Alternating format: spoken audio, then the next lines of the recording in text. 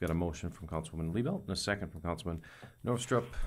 Anything from the council before we take a vote? All in favor, please say aye. Aye. Opposed, nay. Motion carries as well. No one has opted to speak at our open forum, so we'll do our consent calendar next. We've got 7 items of routine city business. I would take a motion to approve our consent calendar here as published. So moved. Second. Motion Nelson, second Ward. Does anyone have anything on any of these items to discuss or question? Mayor? Go ahead. I'll be abstaining on item 5B and 5C. Jordan, have you got Nelson down for B and C? Abstentions? Yes, I do. Sounds good. Then all in favor, please say aye. Aye. Opposed, nay. Motion carries. There's no old business here tonight. Wrapped up everything in the previous meeting, so we'll march along to our new business segment where we've got a daycare update, and here we've got Amber Schwab from our Economic Development Office here in Aberdeen. Amber, welcome. Welcome, Mr. Mayor and council members. I also have Emily Ellingson with me. She works in our Community Development Department, and Stephen Titavong, he works down in finance.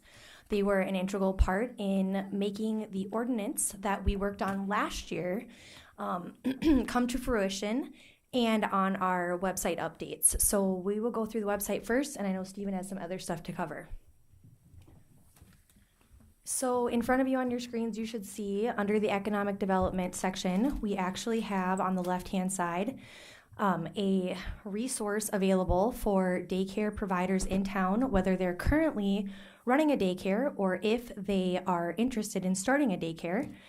So we've not had this on our website before, so this is great. And I do want to quickly call out right at the beginning that our website guru, Emily, did a wonderful job building and implementing the information on these pages alongside of Stephen and myself. So she is a whiz on the back end, so she did a great job.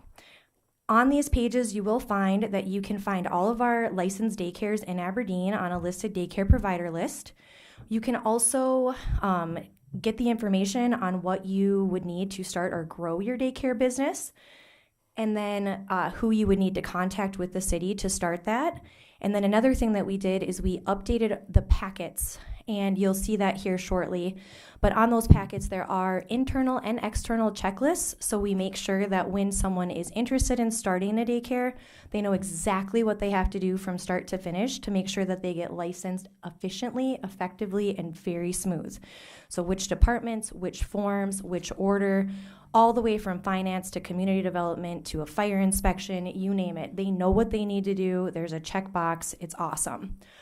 You can also do all of the forms for starting your applications online. And Stephen did a great job of doing fillable forms. So if you click on the licensed helper, as you can see, it will take you over to the form.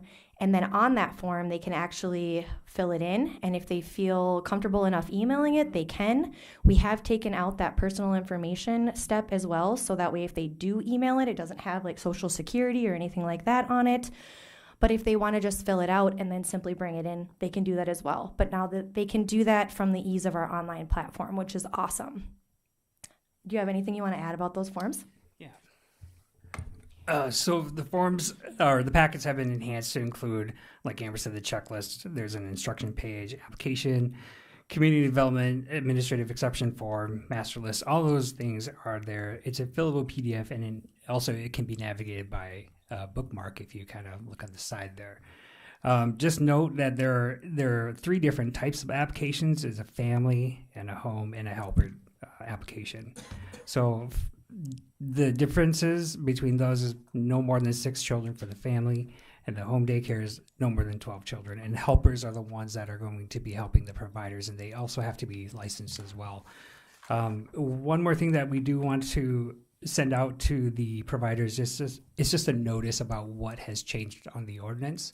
And then they're going to be receiving new renewal dates, so we changed those for them as well, so that they can be renewed February and March, and at an early time for, their September and August renewal. Is that right? September and August. September and August. But That also will highlight the ordinances for them, and it'll have a link to the QR code and resources where they can get the State Connected newsletter and the daycare website. So some of the other information that you can find on these pages. So as I said before, licensed daycare providers. So everyone who agreed to having their information online, Emily and myself actually did personal phone calls, and then Emily actually built an amazing online resource that they could sign up just by getting an email. It's also on our website. Yep, it's available on our website currently, so if there's additional daycares that do sign up, they can sign up. And the benefit for them to have this is it shows their name, has their phone number, if they have a social media page or a website. So that way someone who is looking for an in-home daycare can go ahead and research and or reach out. So it's almost like a personal listing of what we have available for in-home daycares for the community, which is great. We did add the license helper section. As Stephen mentioned, the applications online talks a little bit more about the requirements for license helper, and we are still working with community members and, again, trying to pump up this program for our in-home providers. So there'll be more details on that in the future, and we'll let you guys know some partnerships and things we're working on, but the application's right online. One of the other amazing things that we did, and all three of our departments worked very cohesively with the fire department, and part of the ordinance update was to make sure that CPR and first aid certifications were offered with the renewal. And also the CPR and first aid classes are in conjunction with the biannual renewal. So you're getting free CPR and first aid classes when you're a licensed provider, and all you have to do is click on the Register Here link. It takes you right to a specific page that the fire department has that signs them up for this specific class. So they have an option twice a year to get their CPR and first aid renewal with their daycare renewal. So that's awesome. And Lance is heading up that program, and we're really excited to offer that. And I think it will also help with not having the lapse in the CPR and first aid with our licensed daycares. And then the last thing we have, which is really exciting, and Emily helped me with this, we created a Stay Connected Daycare Resource Hub. So quarterly, we will be sending them out information. So right now we have information on our website for them, but also those people that signed up to receive emails that talks about changes we're making in any daycare. So our latest updates, important information, when their renewals are coming, we will give them all that information. So it's just given to them and they know what's upcoming. We also did a second page that actually features upcoming events and programs that our city offered. So the two we have listed right now are the story times that happens at the library, which are free on Wednesdays from 10 to 10:30 that they could take advantage of and take their children to those programs. And then we also put the winter playground available at the Washington Street Gym, which again is a free offering from the city. And we took it one step further and also worked with Aberdeen Rideline and have a little message in there that talks about getting the kids out to these activities, and that Rideline is available for daycare excursions, and that they're even offering special daycare rates. So that way it's affordable to the daycare provider to get these kids to these city-driven community events that are out there. And as a mom having someone in an in-home daycare, if I knew they were going to a tot gym or to a free library time or something of that nature throughout the week, I would be very excited. So we're letting them know that these resources are available, and it was very nice of Rich and his staff to also say that, hey, we want to give them rides throughout the day and get safe transportation. And that was one of the comments that, we can't get them places because it's me and I have 6 or so kids and I wouldn't be able to get them to where they need to go safely, right car seats, all of that. So we decided we would look at that. The other thing we added on here, and Emily had some great ideas for this down here, is stay connected, get on the Notify Me. We're going to feature Parks, Rec, and Forestry next month. So her and I work on what information we think should be given. And if any of you have any ideas, let us know, because we will be sure to add it to this newsletter. And that's what we have today. Thank you, Amber. Appreciate you walking us through those improvements to the website. Hopefully those will encourage a lot of additional new in-home providers to take the first step and get going on this much needed service to the community. Any questions for anyone in the council? Mr. Mayor, Go ahead, Councilwoman. I just want to thank you, Amber and Stephen and Emily. Wonderful work, and Ron for the ordinance still. I think that kind of teamwork is not easy to do, and it's impressive. And I think you're helping a lot of providers, potentially new providers, and also families, and ultimately kids. And it's phenomenal. So thank you. Go ahead, Chad. Also, just to what Aaron said, it's just impressive how many departments he pulled together and brought all this to light, and it's there, and it looks amazing. Very well done. Mr. Mayor, can I ask one more question? Please do. Can you walk everybody through where to find the website again? Because when you get to the Aberdeen City website, you've got to then do a couple clicks. Correct. Go so ahead. It's located in a few different places. Go back to here. It'll take me. Nope. Maybe one more. I can do it. If you want to talk, I'll find it here. So it is located underneath community development. So there's just a click. It says daycare resources, and then it is also under economic development, and it is also underneath finances department as well. And then we also put it underneath the communications tab at the very top of the main page. So it is available there as well. So it's in multiple different places. That's great. To gain access. And one thing we didn't talk about too, Emily and I spent a lot of time also finding different community resources to offer them. So one of the tabs on the page too has community resources that they could use, like the Sanford Toy Lending Program, the Early Learner Program, and it links to their pages, the Chamber, just a bunch of different resources. We spent time researching that, reaching out, talking to everyone, so that way they also feel supported. That's great. Great. Thanks to all three of you guys. Appreciate the hard work. Thanks for joining us here tonight. Next item to discuss here tonight is a possible first reading of an ordinance titled 260201, which amends our landscaping regulation, which would permit artificial turf. I know Ron has been volleying around a lot of ideas on that. Ron, why don't you start the conversation? And I see our forester, Aaron Keys, is in the back to fill us in on the details. Sure. Thank you, Mr. Mayor. A few months ago, a couple of the council members approached asking about the possibility of allowing artificial turf as part of the landscaping ordinance. And at that time, I did some research, had my legal assistant do some research to see what other communities were doing. And as a result, we came across one city that has fairly detailed landscape ordinances regarding artificial turf. And then in conversations with our city forester, and we need to make sure that we premise all of this by saying that it is the Parks Department and the city forester's job to make our city beautiful. And nothing does that better than living plants, trees, shrubs, and ground cover. So the artificial turf idea was kind of a shock. But having dealt with that, we understood that there are places and times when the artificial turf is really the best option for certain challenging planting areas, certain challenging landscape designs.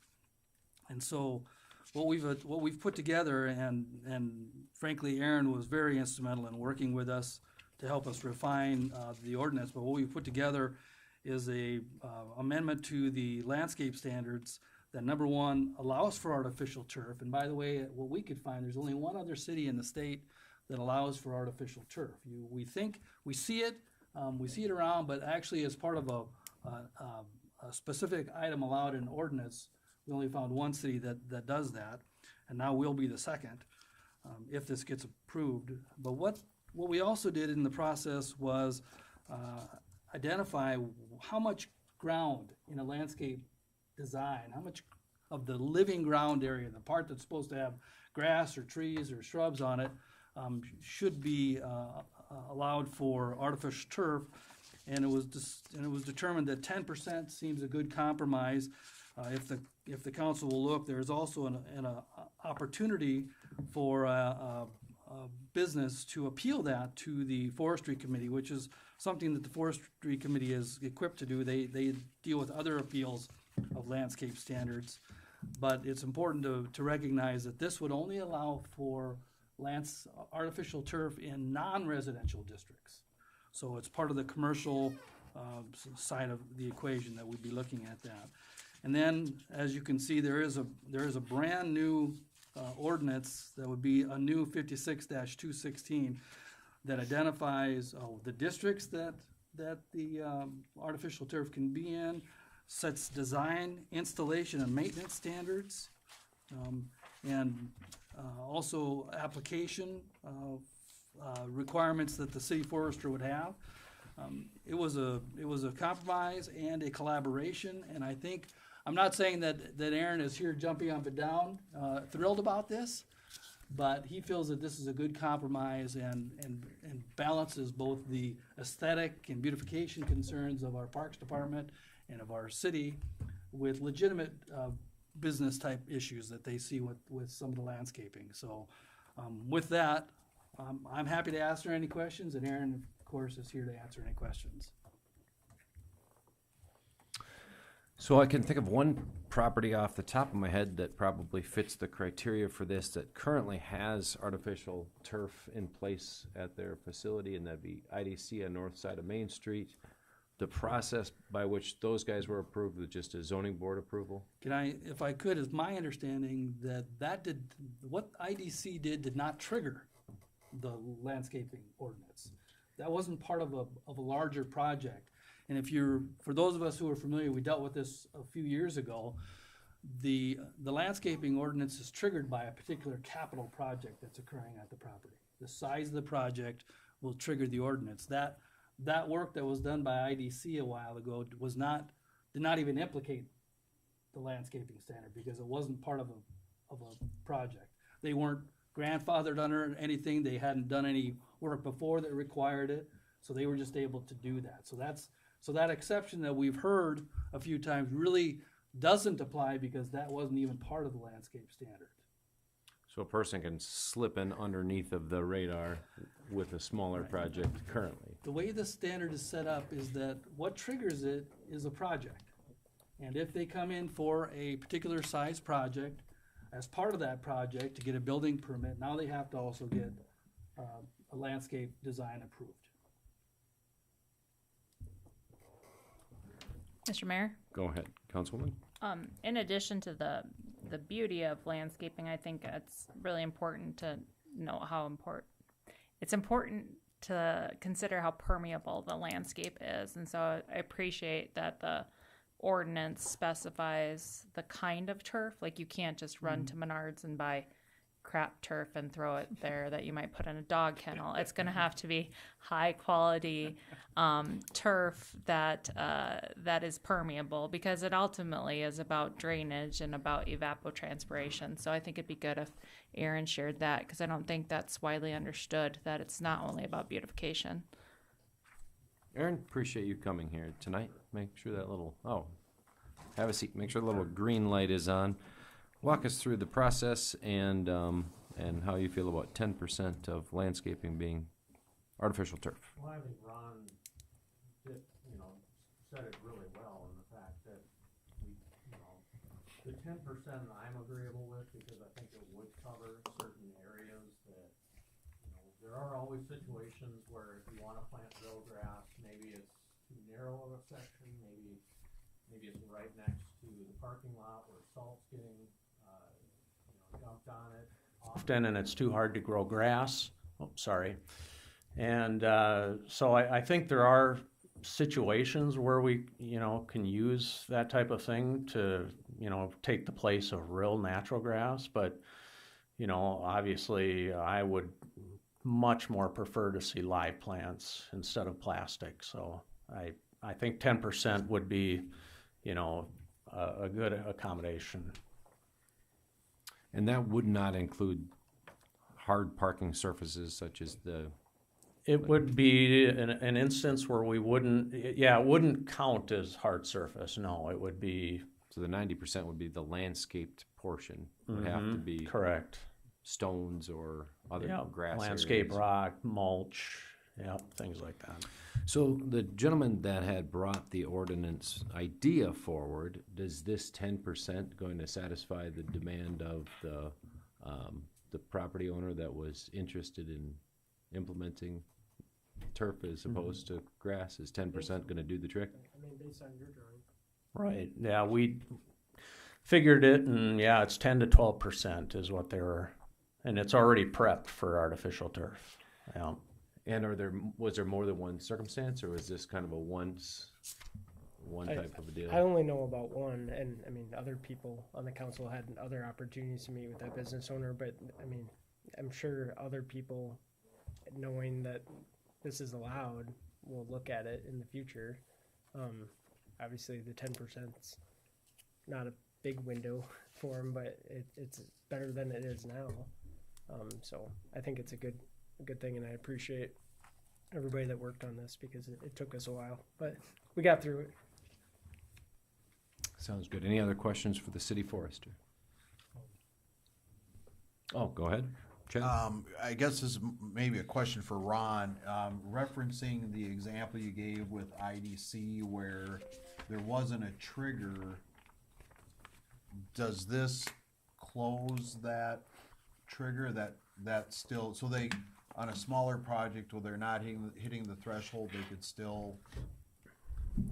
Arguably, yeah, if whatever the project is doesn't trigger the landscape standards, then also this would not be triggered, so.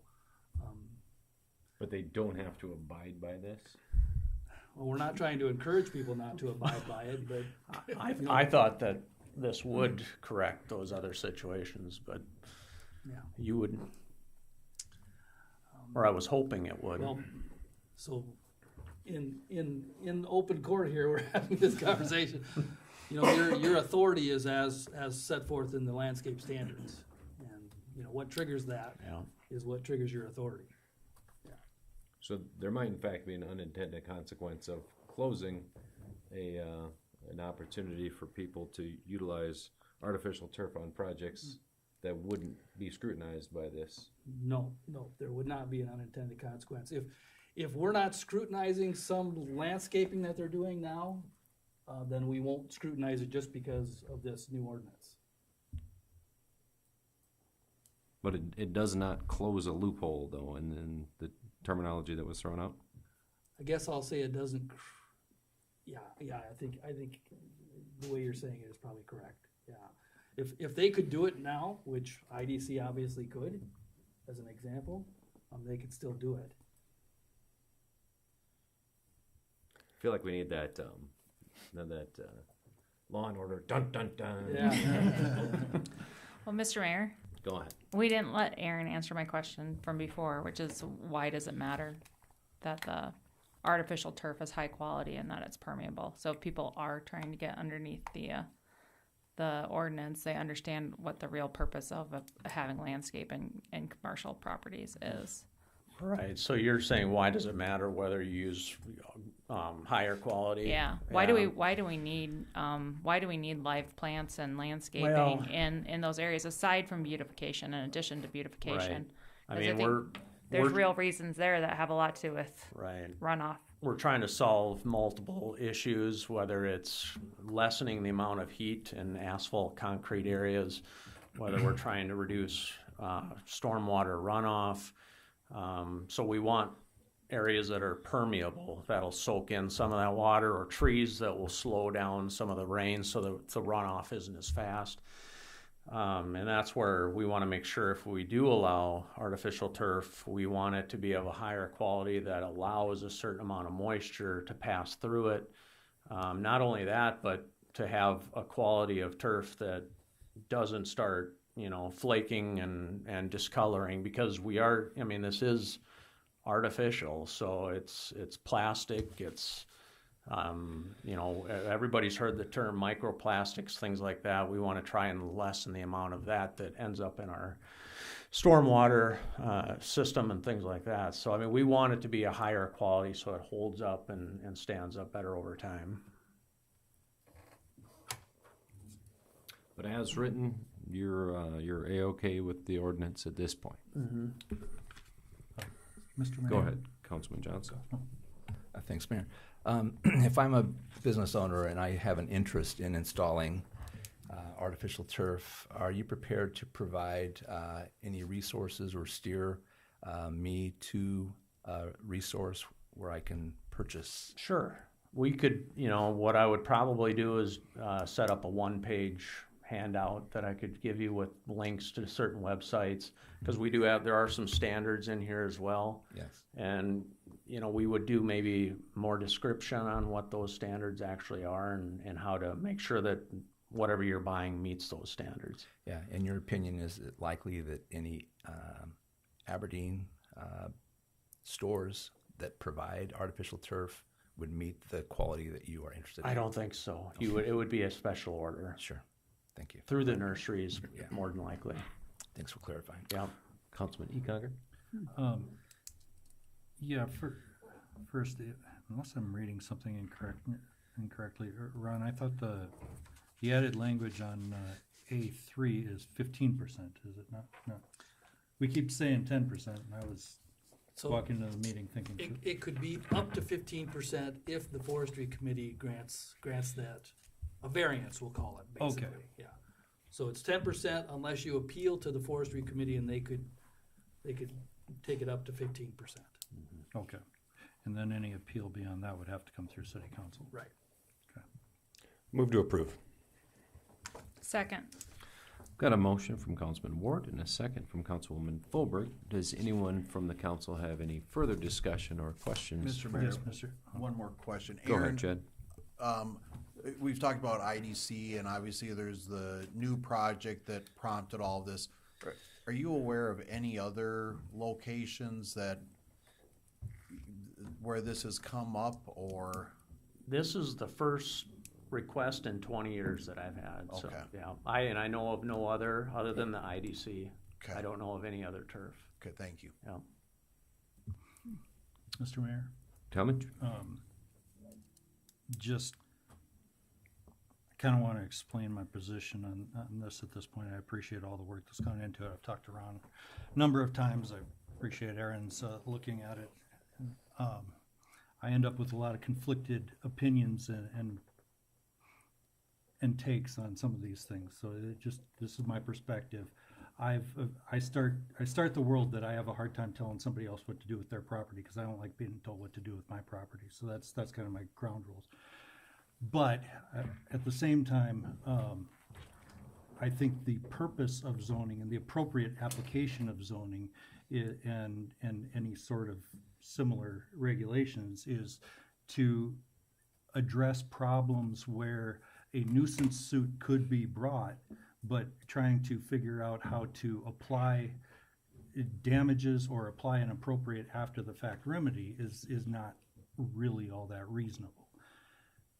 And that those are the types of things that some of the beautification things go to, because if I do something really dumb and nasty to my property, my neighbor's stuck with it, and it will reduce the value of their property, because nobody wants to live next to whatever nastiness I can dream up. So from that perspective, I think this is well thought out. I like the fact that actually from a perspective of not telling somebody else what to do with their property, this is actually a liberalization in the classical sense of what we currently have. So I'm kind of inclined to go with it anyway. I like the flexibility. That being said, I have driven to some of the locations, or one of the locations that was held up as an example, and frankly, I wasn't overly impressed with that installation. And then I kind of thought, well, it's not quite as beautiful as what I had hoped. The only other thing I'm a little concerned, and I like the fact that there's an appellate process. I do think we need to be concerned in the future about our 15% is of land that should be landscaped, and even though EDC is not. IDC is not was not under this, and it's not really applicable. I think that little patch of space that they have is a good example. I would find it silliness to say, hey, you have to own and maintain a lawnmower in order to cover this 8 square feet of property that you actually have. That seems silly. Now, there's lots of other ways to handle it. You can, I'm sure there's bushes, shrubs, whatever would be fine. I just throw that out as an example. At some point in the future, we may have to address reasonableness. But as it stands, I appreciate all the work that's been done on this. In general, I agree with it, and that's going to inform my vote. So. Thank you for sharing, Talmadge. Appreciate that insight. Sounds like you've given it a fair bit of thought. Anyone else from the council have any other input to vocalize? Go ahead, Mr. Mayor, Rich. just want to say thank you to Aaron and to Ron just for the work on putting this together. I know it was a lot of work. I definitely hear what Talmadge is saying, and I appreciate us at least giving an avenue as well as an appeal process for businesses looking to do this. So thank you for the work. Thank you, guys. And then back to that slipping under the radar thing. I was in Brookings this weekend, and I noticed that a new apartment complex had an entire front lawn that was nothing but artificial turf. I mean, assuming that was a brand new building, those guys would be kicked to the landscape ordinance. Those guys would be prohibited from doing that here. I believe so, yeah. Yes. All right. So we've got our motion, got our second. If there's no further discussion, Jordan, would you give us a roll call vote on the first reading of this ordinance then, please? Councilmember Ronayne. Aye. Foberg. Aye. Liebelt. Aye. Ward. Aye. Johnson. Aye. Econger. Aye. Nilsson. Aye. Norvstrup. Aye. Mayor Shoneman. Aye, motion carries. Aaron, before you leave, new trees on the west side of the creek, a lot of people are asking about. You guys, you had guided the direction of the City Street Works fellas while they cleared out the path this go around. Right.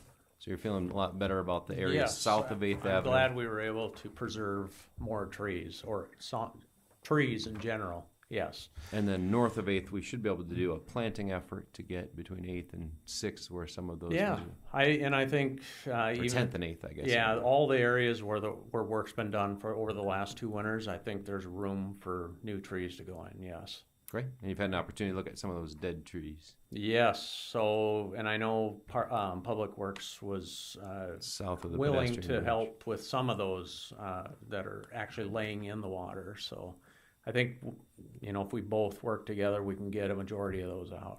Yeah. Sounds great. Thanks for the help with that, Aaron. Appreciate you joining us here tonight. Good to see you. Next, we've got a possible first reading passage of a resolution. This resolution's intent is to lease 475 acres of city-owned property to a private person for a 5-year grass lease beginning this year, 2026. It's an ongoing thing that we've addressed in the past. Dave, anything new or exciting to do with this lease? You want to take that? Yeah. No, go ahead. Okay, Mr. Ron? Mayor, I'll handle that. So 5 years ago, we leased this land, and we are up now with these grassland leases expiring, so we are going to redo that process. There is 475 acres of grassland out at the airport that can be hayed, and that's essentially what these are. We went through the process of getting bids. The resolution establishes who the high bidders were, but it also has an exhibit that identifies all of the bidders and all of the amounts on each tract. This is this process where we initially have to do a resolution of intent to lease. We then publish a notice and we'll do a public hearing where we actually approve the leases. And so this is step one of this process. But what you'll see in the resolution is the high bidders and also the recommendation by the airport advisory bid to accept the high bids and to move forward with eventually leasing these lands to the high bidders. There is also a provision in the lease that says that if any one of the high bidders were to pull out, we can still go forward and go with the next highest bidder, and we'll look at our remedies against that person. But we did actually have a situation last year where one of the persons pulled out, and we didn't really have a provision for that. And we just want to make sure we cover that this year. But with that, then we'd recommend that the council approve the resolution of intent, and that we then go forward with publishing the notice of public hearing for, I believe it is March 16th. Move to approve. Second. I've got a motion from Councilman Ronayne and a second from Councilman Nilsson. Any questions on this process or about the lease itself or the need to hay airport ground? for that matter. All right, got a motion, got our second. Jordan, would you give us a roll call then? Councilmember Norvstrup, Aye. Nilsson, Aye. Econger, Aye. Johnson, Aye. Ward, Aye. Liebelt, Aye. Philberg, Aye. Ronin, Aye. Mayor Shonneman. Aye, motion carries. Next possible first reading of an ordinance which is titled 260211, which regards private ambulance services. Dave, did you want to set this one up, or should we kick things over to Ron? All right, Yeah, Dave. thank you, Mayor. I'll start. So for decades, private ambulance services have played a key role in our community. They do things that traditionally our ambulance and fire service don't provide. They provide many non-emergent transports, transporting people inter-city to different facilities outside our city to different locations across the region. Quite frankly, operationally, we can never fill this need and provide this service. So again, private ambulance services really are important to us. And I want to give Chief Wade credit, looking at ways he could support our local private ambulance service by looking at it through the lens of our city ordinance and what maybe we could do to change that a little bit, uncoupling our private ambulance service and making it easier for them in a few different ways to continue their business and thrive in Aberdeen. Chief Wade has looked at supporting, a private ambulance service in several different ways. I give him credit for that. And with that, I can let Ron explain a couple of the things that should draw attention to this ordinance and what we worked on. Thank you, Dave. The watchword for this ordinance is deregulation. What we're seeing is less regulatory burdens upon these private or ambulance services. And they're consistent with changes in state law dealing with both the service itself and the drivers. And so what we've done here with the ordinance amendment is we've taken off some of the preliminary licensing requirements that we are just basically doubling up on what the state is already doing. We're no longer requiring that every single ambulance driver have to come in for another license, a separate license by the city. So if the private ambulance service has the state license and all of its drivers are licensed by the state to be ambulance drivers, then that will mean that a license will be issued by the city. We are also still able to regulate those kinds of things that we need to regulate. Number one is the 911 emergency type response that our Aberdeen Advanced Care Ambulance provides as part of the Aberdeen Fire Rescue. There would be too much confusion and too much uncertainty if we had private ambulance services, stepping in and taking care of emergency. And that's not the way we're operationally established by the ambulance service that we provide, the city of Aberdeen provides throughout the entire county as a 911 service, versus this equally important, but of course not an emergency service provided by our Aberdeen Ambulance Service, which is currently our sole licensed ambulance. And this was requested by them to help relieve some of the obligations that they have every year or two when they have to license, and the problem with having to go through the city to get their driver's license. So with that, I do know that our Aberdeen Ambulance Service has been consulted, has been part of this process. They very much support these changes, and with that, staff recommends approval. Move to approve. Second. Got a motion from Councilman Ward and a second from Councilman Ronayne. Any questions from the council on any of these changes? Go ahead, Jed. Question, Ron, so the state issues a license and we're taking ourselves out of that process. If for some reason a state issued license is revoked, does the state enforce that, or do we need to be notified? How does that end of the things work with this? We are working frequently with the state licensing folks on a lot of other things. So we would be notified if that, for some reason, that license got pulled, revoked, not renewed. And then we would step in and let them know as well that they no longer would have a city license at that point. But the state would, in essence, enforce that? Yeah. Okay. And there are, Just wanted that as you would expect, a private ambulance service has to have certain qualifications as far as the personnel on board, the equipment on board. Those are the things that we're no longer going to be looking at. We'll rely on the state with those. All right, thank you very much. And I would like to make mention, one unique fact in this case in particular, our private ambulance service is run by a small family-owned business, whereas all of the competitors around the state that are doing a similar service are big corporate players that are owned by private equity firms. And so I'm glad that we're able to make a little bit of a positive difference for a small family-owned business here in Aberdeen that's trying to continue to make their way and continue to make a positive difference here in this community. Jordan, would you give us a roll call then on the first reading of this ordinance? Councilmember Ronayne. Aye. Fauberg. Aye. Liebelt. Aye. Ward. Aye. Johnson. Aye. Econger. Aye. Nelson. Aye. Norvstrup. Aye. Mayor Shonneman. Aye, motion carries. Next, possible approval of first reading of an ordinance approving sewer system improvements and authorizing issuance of a clean water SRF revenue bond. Jordan? Thank you, Mayor. Clean Water 5 is a loan that will pay for improvements that are being made at the sewer plant. It's an ongoing multi-year project. Clean Water 5 is the second loan in this three-part loan series. 30-year, 3.75% SRF surcharges of roughly 16.05. These rates are accounted and provided for within our rate study. Users won't see these costs identified within their bill per se, but it is baked into the rate study, and it is something that we have accounted for in that plan.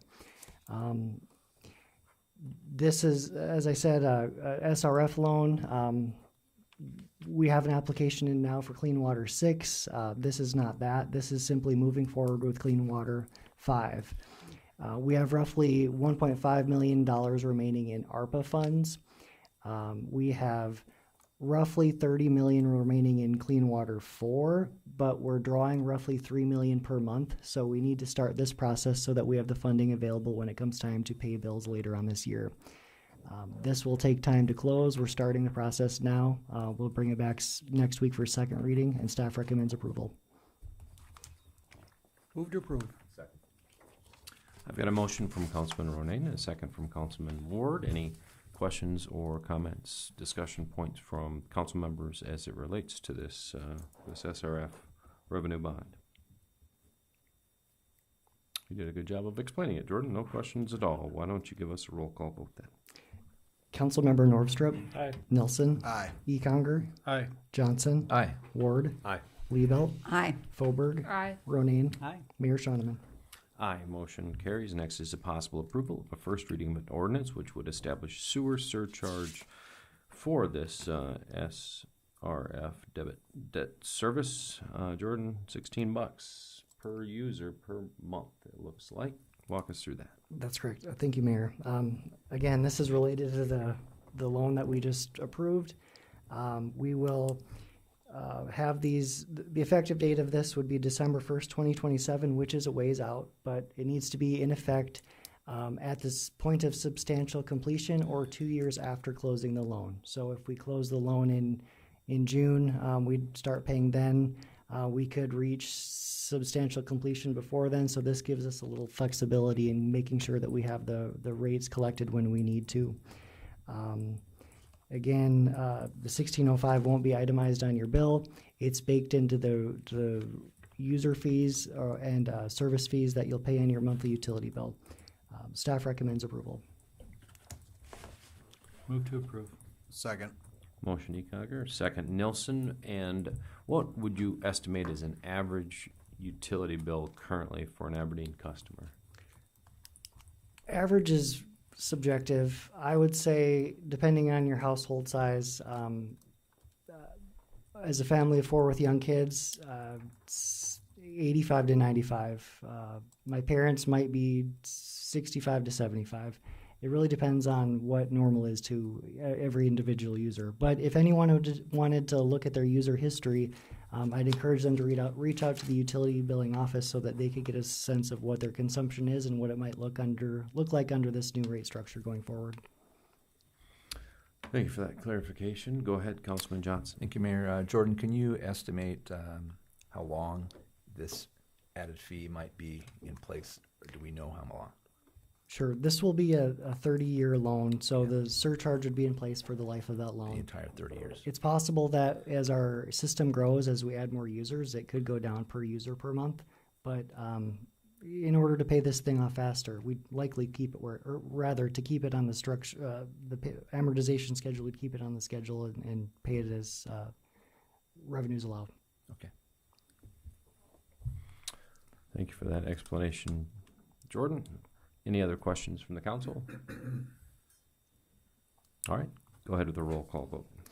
Councilmember Ronayne. Aye. Foberg. Aye. Liebelt. Aye. Ward. Aye. Johnson. Aye. Econger. Aye. Nilsson. Aye. Nordstrup. Aye. Mayor Shoneman. Aye, motion carries. Next is possible abatement of property taxes for real property within city limits. Jordan, some property went astray on us. Yes, thank you, Mayor. These requests are compiled and submitted entirely by staff at the Brown County Courthouse. These come with a recommendation of the Brown County Auditor's Office, the Director of Equalization, and the Treasurer's Office over there. Within the packet, you'll find the specific reasons for each request. Largely, they are clerical errors or omissions, and they seem to be related to something with mobile home parks. I couldn't tell you why they all surfaced, but very likely they found one, and as they reviewed that, they may have found others. Staff recommends approval of the abatements as presented. Move to approve. Got a motion from Councilman Liebelt, second Councilman Knobstrup. Anyone have any questions on this?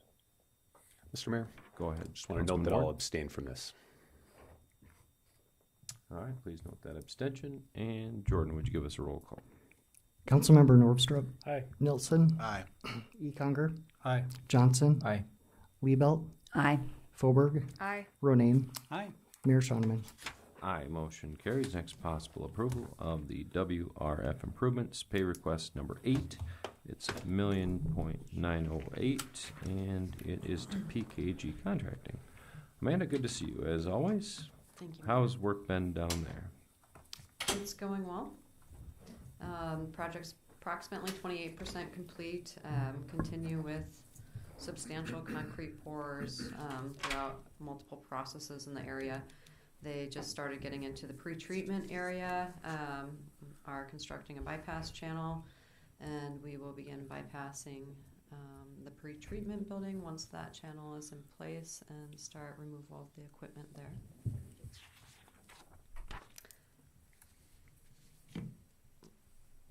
All right, would someone care to make a motion on paying the bill?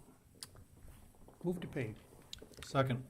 Motion Ronayne, second Econger. Anyone have any questions on either the progress of the project itself or on this particular bill itself? Jordan. Councilmember Ronayne. Aye. Foberg. Aye. Liebelt. Aye. Ward. Aye. Johnson. Aye. Econger. Aye. Nilsson. Abstain. Councilmember Nordstrup. Aye. Mayor Shoneman. Aye, motion carries. Thanks for joining us. Good to see you as always. Next, we've got a possible approval to authorize a purchase of a 2026 Silverado. It's a short box crew cab from Lamb Chevrolet of Oneida. Using our Sourcewell contract. Stu, we need another new pickup truck. Thank you, Mayor. Yes, we do. This is a pickup that will be replacing a 2009 half-ton pickup that's basically reached the end of its life. We're upgrading to the 3/4 ton and 4x4 in order to mount a snowplow to help more effectively clean snow at the plant, and as well to our well fields and up to Elm Lake to the dam and various other places like that. So we recommend approval of the purchase. Move to approve. Second. Got a motion, Councilman Johnson, second Councilman Ward. Do we take a look to see if any local contract or local providers would supply this Yes, pickup with this money? we did, and unfortunately, there were no other suppliers that could allow this purchase. Appreciate you having checked on that. I think that's been a good step in our process. whenever we acquire new vehicles. If there's no further questions, Jordan, would you give us a roll call vote on making this vehicle purchase? Councilmember Norvstrup. Aye. Nelson. Aye. E. Conger. Aye. Johnson. Aye. Ward. Aye. Liebelt. Aye. Fauberg. Aye. Ronayne. Aye. Mayor Shoneman. Aye, motion carries. Next, we've got a approval of a purchase of a Horton ambulance from Premier Specialty Vehicles in Fergus Falls. The total price of the vehicle is $301,644 through our Savick buying group. Good to see you, Chief Wig. Can you tell us about this ambulance? Sure. This excuse me. This ambulance will be very similar to our last one we purchased in 2021.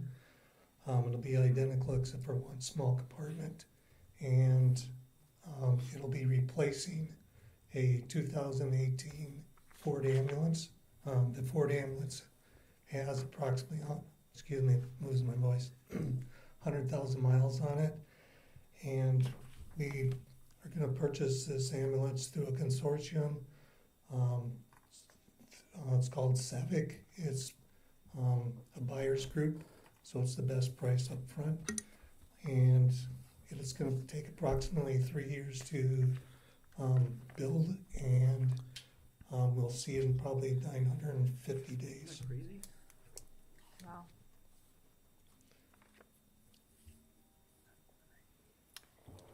Move to approve. Second.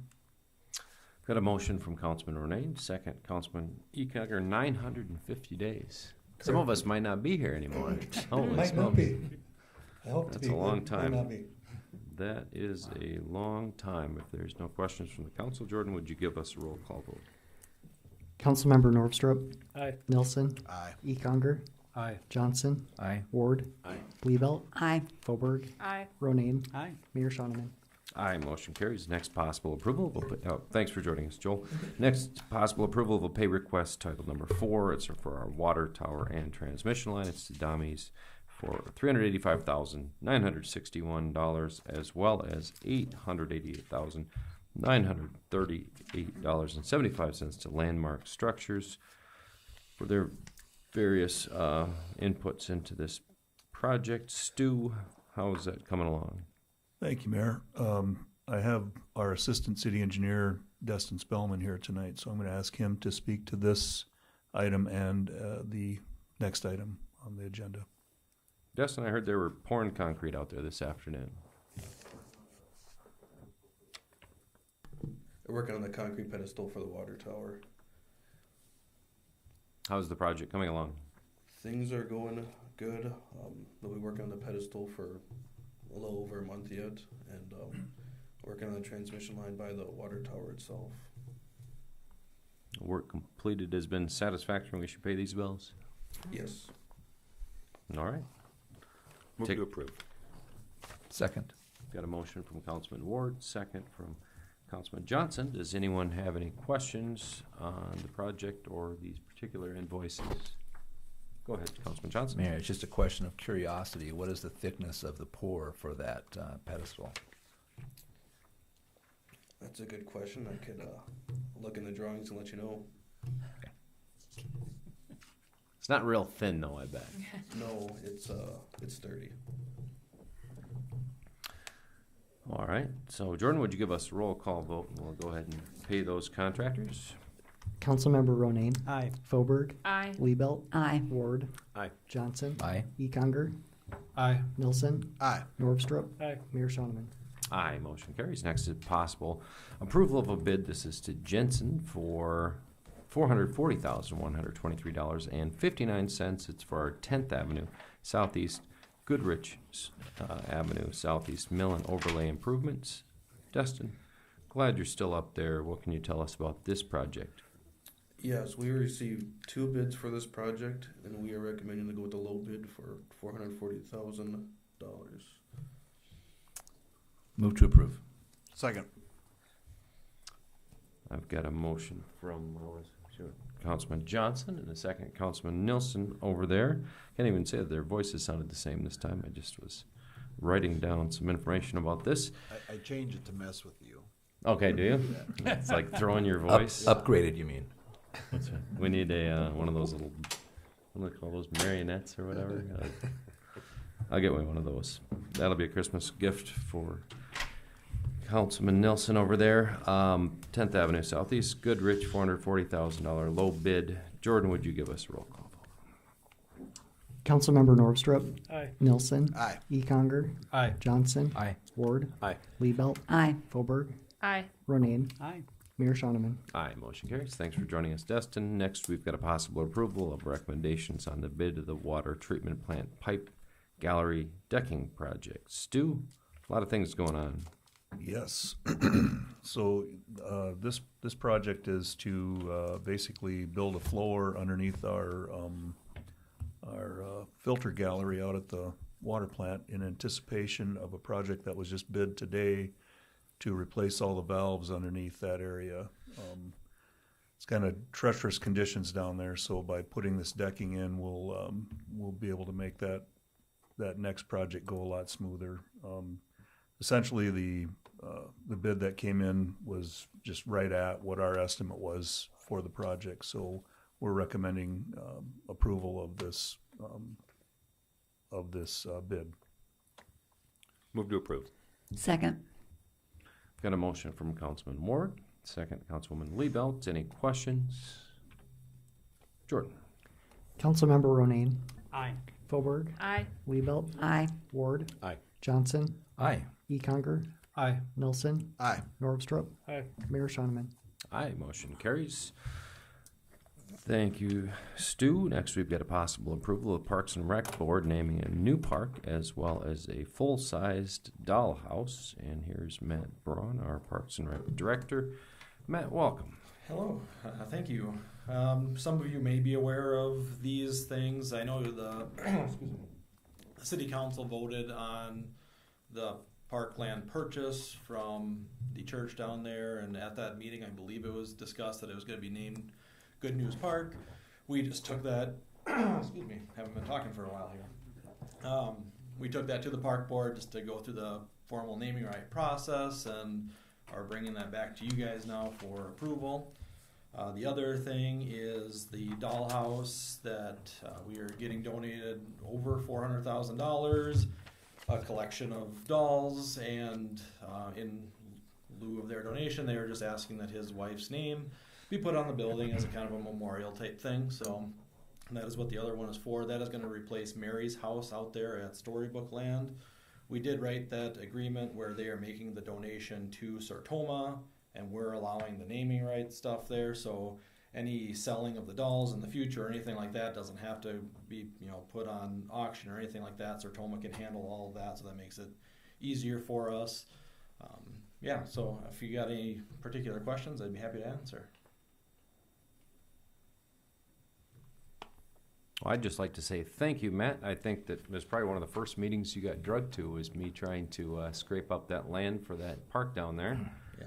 And, Pastor Mike was hoping to show up here today to express his gratitude about that, honoring that naming request that those guys had. And he sent me this little note. It just says, since moving here in 2023, I have referred to Aberdeen as a great place to raise a family. My family of 6 absolutely love this town that we get to call home.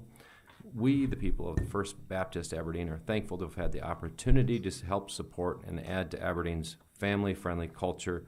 May this park be a blessing to all. So very appreciative to those guys for giving us such a great bargain on that property, and look forward to that equipment being installed. Move to approve. Second.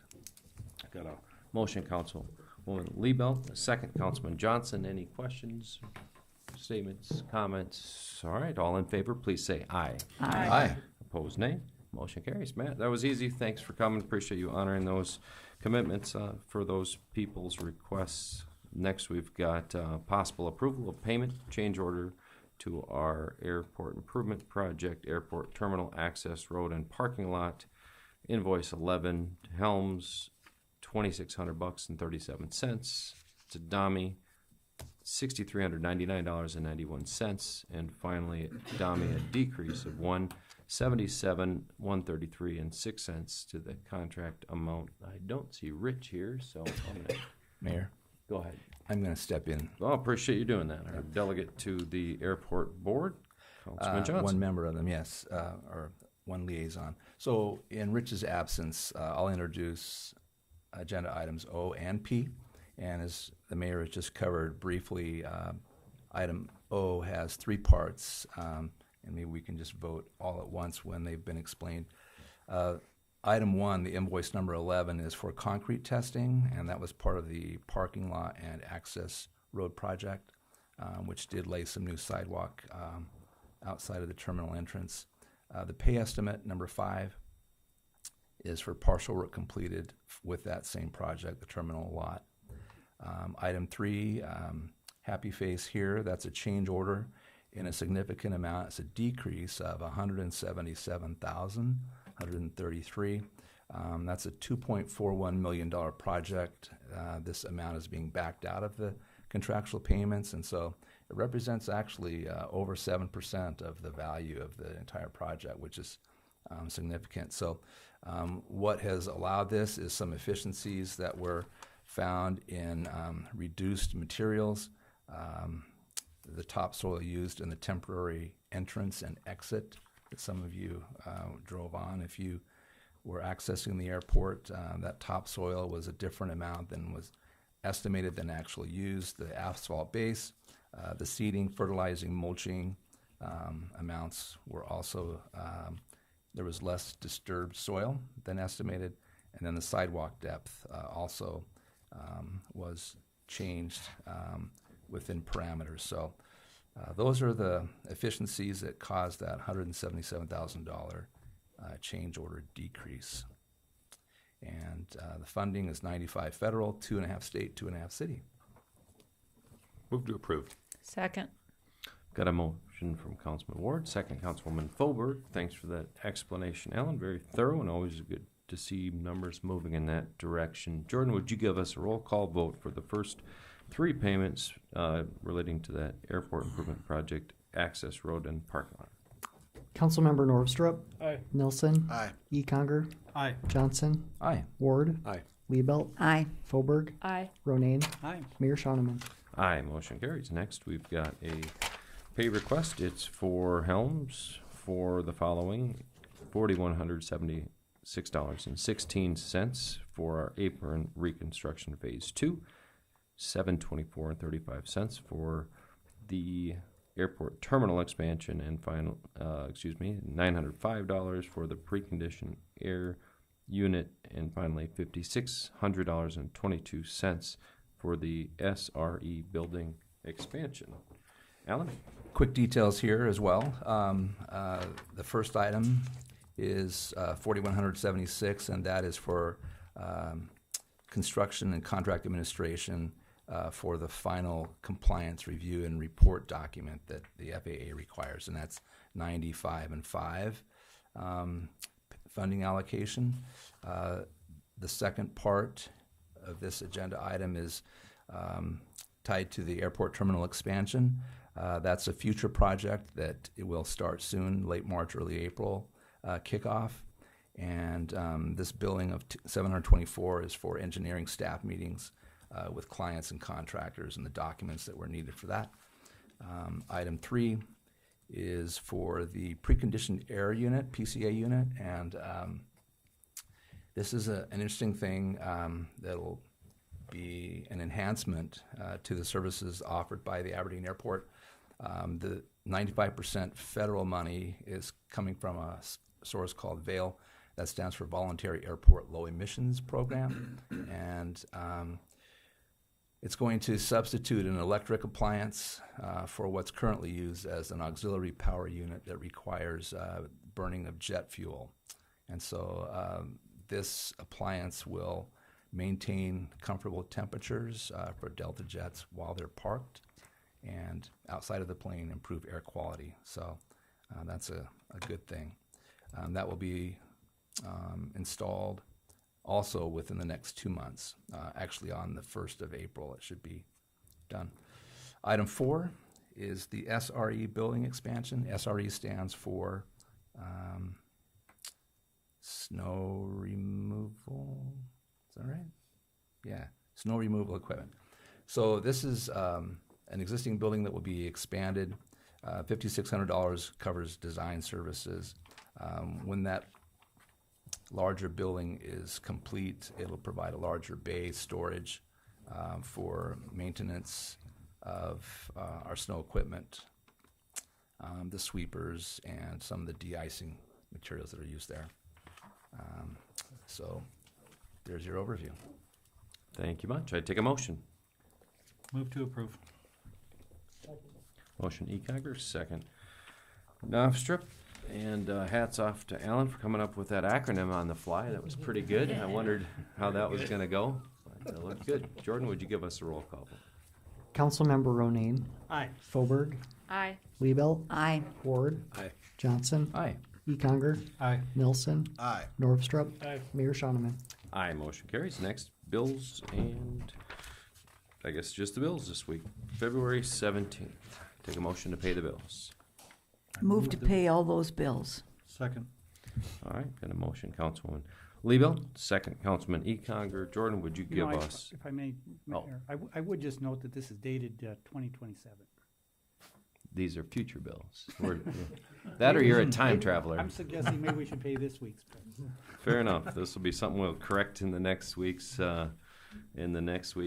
meeting minutes, I would imagine. But let it be noted that this is actually for this week, the 2026. Jordan, would you give us a roll call vote on actually paying the bills for this week? Councilmember Norvstrup. Aye. Nelson.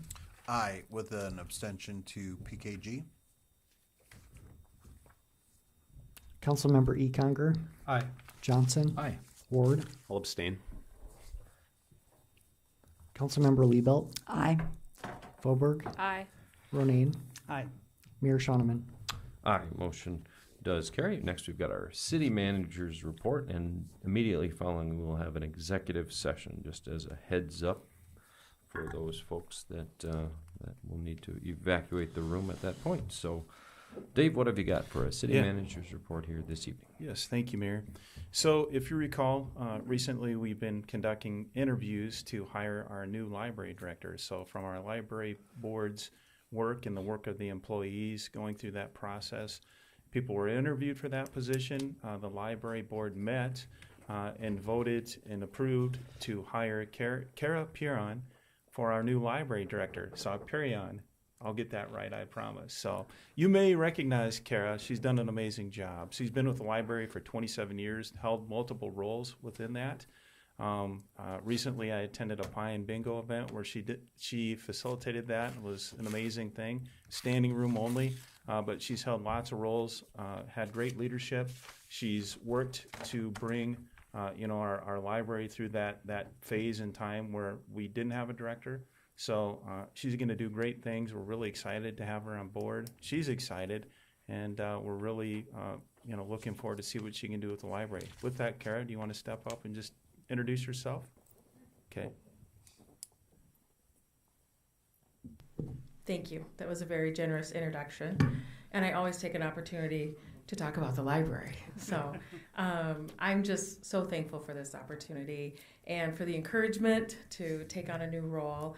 I have been at the library as it grew from, a warehouse of books and professional shushers to an actual community hub, which is really exciting. And I am probably one of the chattiest librarians you'll ever meet. But so anytime you want to come over for a tour or talk to me, I'd be glad to. So thank you. I'm really excited for the opportunity.